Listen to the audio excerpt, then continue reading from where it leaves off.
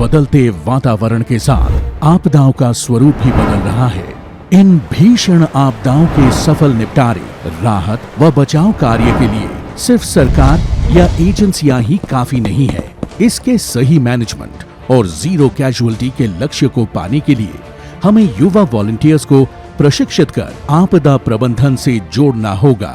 राहत और बचाव से जुड़े ह्यूमन रिसोर्स और टेक्नोलॉजिकल कैपेसिटी को भारत ने जिस तरफ बढ़ाया है, उससे देश में भी अलग अलग आपदा के समय बहुत सारे लोगों के जीवन बचाने में मदद मिली है।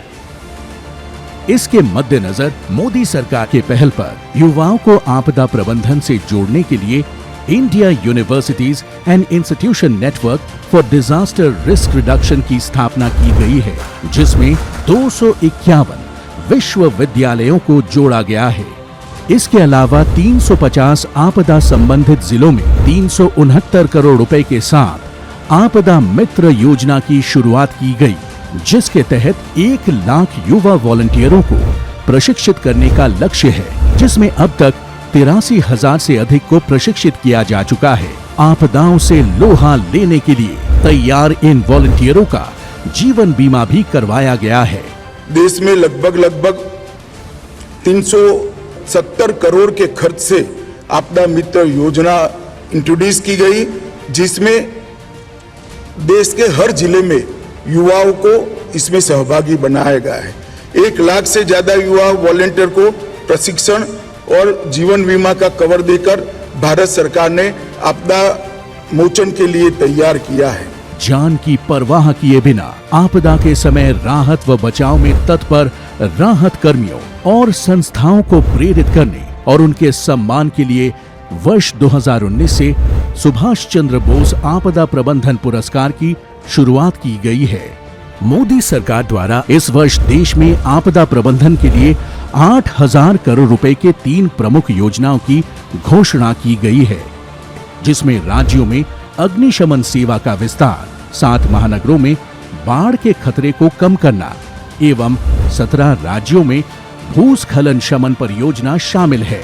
इसी के तहत अग्नि दुर्घटना से प्रभावशाली तरीके से निपटने के लिए कई नीतियां बनाई गई है, जिनमें वर्ष 2019 में अग्निशमन और आपातकालीन सेवा के रखरखाव के लिए एक आदर्श विधेयक सभी राज्यों को भेजा गया है। साथ ही जून 2023 में राज्यों में अग्निशमन सेवा के विस्तार और आधुनिकीकरण के लिए 5,000 करोड़ रुपए की परियोजना भी शुरू की गई है।